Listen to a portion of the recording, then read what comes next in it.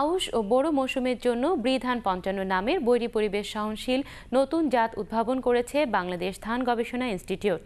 এছাড়াও ছাড় পেয়েছে বিপর্যয় সহনশীল ৪টি এবং ২টি হাইব্রিড ধানের জাত। এসব নতুন নতুন জাত নিয়ে আশাবাদী কৃষকরাও। দেখুন জাহিদুজ্জামানের রিপোর্ট। গত মাসে অনুমোদন পেয়েছে বৃধান ৫৫ নামের এই জাত। এটি একই সাথে মধ্যম মানের লবণাক্ততা, ঠান্ডা ও খরা সহিষ্ণু।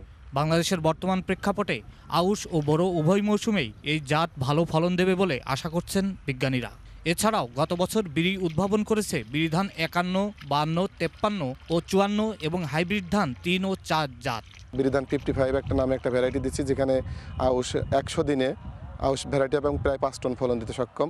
এবং এটা যদি কেউ বুনা আউশ করে সেখানেও আপনার ৩.৫ টন ৪ টন ফলন আসবে।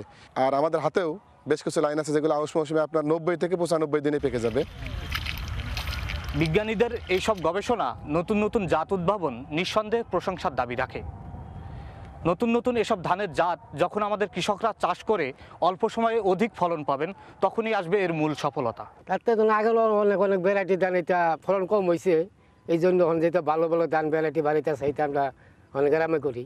বিজ্ঞানীদের মতন তো আমরা করতে পারি না। তারা মনে করেন যে ১৫-২০ দিনে রোয়া লাগানোর পরে সার দেওয়া হয়, আর্থহীন থাকি, পয়সা করি কম হয়, সময় মতো আমরা সার দিতে পারি না। খাদ্য চাহিদার কথা চিন্তা করে সকল মৌসুমের জন্য বন্যা, খরা ও লবণাক্ততা সহনশীল জাত উদ্ভাবনে বিজ্ঞানীরা ব্যস্ত সময় কাটাচ্ছেন বিরির গবেষণাগারে। বর্তমানে যে ফ্ল্যাট টলারেন্ট ভ্যারাইটি যেগুলো আমরা ডেভেলপ করছি, 2টা ভ্যারাইটি অলরেডি ডেভেলপ করছি, সেটা যদি সপ্তাহ 2 যদি পানির নিচে থাকে, আল্লাহ চাই দেখলে ভালো একটা ফলন দেবে, মারা যাবে না আর কি।